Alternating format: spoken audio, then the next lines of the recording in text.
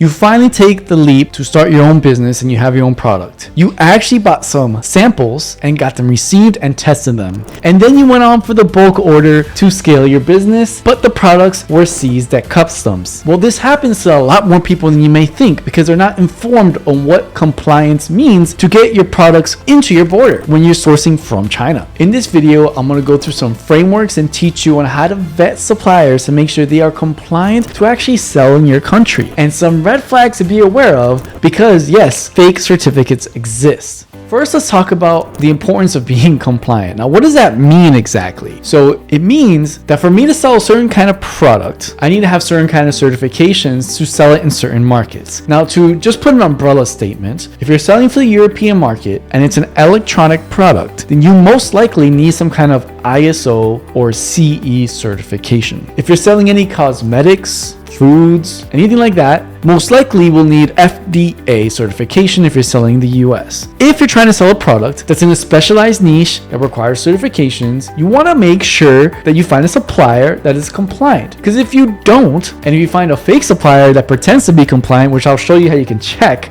then you're going to lose money when it comes to passing customs inspection when the product arrives to your country. And something to also know is that it's not always best to buy the cheapest product, because a lot of the times the cheapest product may not even be certified to sell to your country. So if you're trying to sell on Amazon FBA, they're gonna check this. They're gonna ask for the certification and they're gonna check the database to make sure this kind of product is compliant. And if it's not, they can shut down your store overnight. So that's why it's very important. But now let's go into how to properly vet companies to make sure they maintain the compliance or are compliant. Because there are some tricky things, and I'll show you right now in this video what these tricky things entail. So first, what you want to do is request the whole certificate. So what you see on the screen is just an example, right? Yes, you have the cover page, that's important, but you also want to get an attachment, should be a bunch of pages about the lab test results. That adds more credibility to the certificate. So in this case, it's just a CE or EC certificate, and you want to check the specific right here. I mean, it's kind of blurry, but you get the point. There's usually a certificate number or something like that you can refer to, and that is what you want to check on the database. Now, a lot of these databases are open to the public. So for example, you can check this web, make sure you check the right one, okay? It's different for each country, right? Like there's not a one shoe fits all, but this is the IECE database. You can simply type in the certificate number and you see here that that certificate itself is valid. It's real, it's not fake, and it's in their database. That is a good sign. Now let me show you an example of companies claiming they are compliant, but it's not in the database. Now I do want to give the benefit of the doubt here that maybe the third party they use to receive this certification, maybe they're like a subsidiary or they have a different database to show. But in most cases, if you're specifically like you're selling to Europe and it's not in a database, that's a red flag. So here you can see their certificate number, right? Quite clear as day. I typed in the certificate number here. I give them benefit of doubt. So I did the with the letters, without the letters. When I search it, dun dun dun,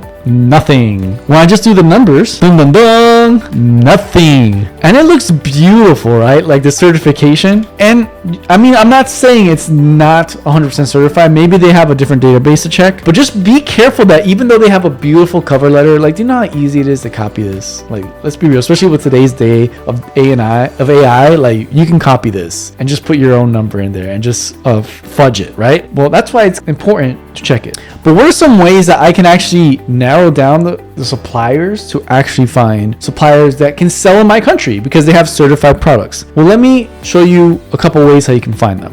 One is how to find certifications, and another one is how to verify that this person you're talking to is actually a supplier that has been doing business in China legally. Not a trading company, not a third-party company, but the actual factory. And you can get these insights on specific websites. So first I'm going to go with the certifications. So I saw a cool product here. This is like I was looking for a charger, right? It's like a 充电宝, right? A phone charger. And I was typing it on 168 here, a phone charger. You're going to need to, use Google Translate, whatever. And there's a couple filters you can do depending on the product line. Of course, there's electronics, there's like clothing, there's apparel. It's different for every product line. There's not a one shoe fits all, unfortunately. But you want to be on the lookout for something like this. Is this person certified to ship the products overseas, and do they have the certifications? So this one, they actually did have like that option. I'm not saying every single filter option will have this, but in this case, with the battery charger there were. And I, searched for a few there. And I found this interesting product. And if you scroll down, you can get more information. I mean, this only has 2 reviews. I wouldn't trust it that much. But here, it also has certifications, and you can see, you can push a plus sign and it will tell you, yep, it has CE, it has ROS, it has FCC. And this is the important part. Like, are you going to be able to find their certification on the website, in the database? Now, I could be looking at the wrong database here, but you see there's nothing here. Okay, so even though it looks beautiful, right? These certifications look beautiful. Maybe I'll do this one. Let's do this one instead. Maybe this will be a better one. Nothing. And I could be putting this in wrong, right? So it's always good. Like, I'm not gonna call out the specific supplier and say they don't have the certification, because I could be searching it wrong. Like, maybe they have a specific code that doesn't seem like any variation works on the database. They could have a specific code you have to look for on a database that I'm typing wrong. That could be the case. Like, I'm not saying they're all wrong, but do your research. Like, try and do some verification on your end, or if you have a contact in your country that can say, hey, is this a legit certification? Usually just to check someone's certification is not that much of an expensive investment. So that's one way to see if they're actually qualified on 1688. It's a little bit easier on Alibaba, because you can say, let's say I go to the home page, like, you can filter specific categories based on the country you want to sell it to. So let's say I want to see cash sorter or something, right? There should be filters on the left hand side. They'll be there somewhere. Where you at? See, here it says certifications, so you can see CE, ROS, etc., ISO, and then you can filter it as such, because Alibaba's meant for overseas users. But if you want to get like straight deep into the direct supplier contact, then you can use 1688. Just be careful that because they have a pretty certification cover page doesn't mean they're certified. But I'm not saying they're not specifically, but just double check. So that's one thing. Another thing is making sure that they have a legit company, right? Like, to sell in China, you need to have a licensed company. Especially if you're selling on 1688, which is why I like to use 1688, because you usually can't open an account as a seller without proving that you're a legit business. Like, that's one of the requirements. So how do you check this? Well, when you look at the supplier data, usually you can see the information of the business registration here, and here it will give you the number of the registration. So there's this website called Tianyan Cha, right? You can see right here. I'll zoom in right there. You can see that's the website, and you can put in their business license number. Boom, check. Okay, so this one says they're actually an established company. It tells you when they were founded, 2021. So they're not like that fresh. They've been in business for 4 or 5 years. And you get their contact information. This is important, by the way, because this is how you can contact their WeChat. Sometimes they link their phone number or their email to their WeChat account, so you can find them that way. That's, by the way, one of the secret tips that you can do to directly contact a supplier outside of 1688. But yeah, you can see the legit company, and they've been operating for a certain amount of time. You can see the investment they put in. I mean, if it's not here with their business license, like, that's sketch, right? So that's a way you can check it. There's another company here that I looked up. This one is a clothing company again. You just go, drop down, click here, and it will give you the business information. You want the business license, type it in here. Is it a legit company? It's legit. It says it's still in business. I know it's in Chinese, right? But this is a good sign. If it's green, it's still saying I'm still in business. Ooh, they were founded in 2025. See, this is what I'm talking about. Like, if they just ran, like, just within a year, within 2 months, they were founded, that might be a little bit of a red flag. They're quite a new supplier. Maybe it's just, there's more to it. But let's say if they have a phone number associated.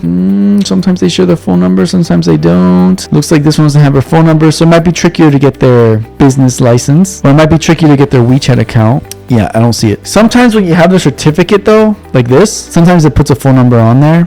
In this case, it doesn't, where you can contact their WeChat directly. So kind of some tips on how to actually see if they have their certifications actually selling in your country, and how to see if they're a legit business. And there are some red flags that I'm going to share. But before I share the red flags that you should look out for whenever you're looking for companies, if you're looking to start a business in China and you have a product idea, but you don't know how to find suppliers, you don't know how to deal with the logistics, you don't know how to get everything started, especially in a foreign country where you don't know how the payment processing work, you don't have a passport, maybe you can't get a visa to the country, consider using our website. You can go to borderlesscommerce.net. It's free to sign up. You can find suppliers on Taobao, Pinduoduo, and 1688. You don't need a passport, you don't need an Alipay account, and you don't even need a WeChat. And we actually have a team that can help you find suppliers that you need to get your business started. Sign up for that if it's something that's interested you. But let's get back to the show. So let me share some red flags that you should be aware of if you're looking for suppliers for the first time. time. First one is the certificates belong to another company. So they give you a certificate. When you look it up in the database, it says, hey, you said the certificate was for your company, which is going to be blah, blah, blah, blah. But when I look online, the certificate is actually from this company. So that's a red flag. You just copy and paste it from another certificate. Another red flag is that they don't have lab test results. As I mentioned earlier, they just have the certification page, the cover page, no lab test results. Red flag. That probably means they use like a third party to give them a fake certificate. Yes, it exists, unfortunately, but just be aware of that. If they can't provide actual test results, because each of their certificates, like you may not know, but they have to go through an extensive testing period with a sample to the testing company, and they test that it's safe for the user to use, that you won't get electrocuted if you were to touch it, that if it rains, you're not going to get electrocuted, there's some kind of water resistance. These are the things that are checked. These certifications are in place to make sure the end user using the product is safe and they're not going to get like shocked, or they're not going to die from using the product. Yeah, but those are the overall red flags that I would consider. Even if you like check the product itself and you don't find it in any database, that's also a red flag. I just taught you some ways to do that. And again, each industry is different. So if you're in the food industry, then you need to check in the FDA database. It's not like so much as a copy and paste solution. Now, here's the importance of having your legit sample testing locked in whenever you want to start a business. Before you ship the products overseas, when you do samples with suppliers, you're not just checking, is the product okay? Is the quality okay? Like that's the easy part. You're checking if your supplier has experience and has handled overseas shipments. So if you just buy the product from them and then they like ignore you and you require paperwork from, let's say, the customs in your country, and they can't really fulfill that, or they're just ignoring you, and it's like, it's not my problem anymore, then they're not a good supplier for you. Like, yes, they can provide the product, but when you reach problems and they're not involved in the problem solving, like, that's probably a good sign. It's an investment that you took to evaluate the supplier, and if it didn't work out, then okay, go on to the next supplier. Like, not every supplier is good for everyone. So the purpose of the sample is not just to test the quality, but to weed out bad suppliers. So usually you don't find the supplier on your first go. It might take 1 or 2 goes. If you find it in your first go, then you probably have someone that's guiding you on the way, or someone trusted to like make sure the supplier has experience. It's also important to check the products before they leave China. You don't want to order one thing and then when it gets to the port of where you arrive, it's another thing, and then it gets more complicated when it comes to passing customs inspection. And you also want to go through the whole process of getting the product into your country and producing all the documents. Actually, if you're trying to start an Amazon FBA business, you're going to have to produce the documents before you even go live on your store or on your listing. So this is just something to do and to be aware of when you're getting samples into your country. So it's very, very important to do that. Don't buy in bulk. I've actually had a customer who bought in bulk. It was a cream, like beauty cream or makeup, like I don't know the details, and all of it got confiscated at the border because we didn't do the initial sample part. We just did the bulk order without properly doing the sample testing, getting it into the country, and that was a mistake that we learned. It was a business lesson. So if you found this video valuable, please subscribe. If you want to have more tips about doing e-commerce from China for your business, and if you want to avoid getting scammed from these suppliers, I highly suggest you watch this video right here.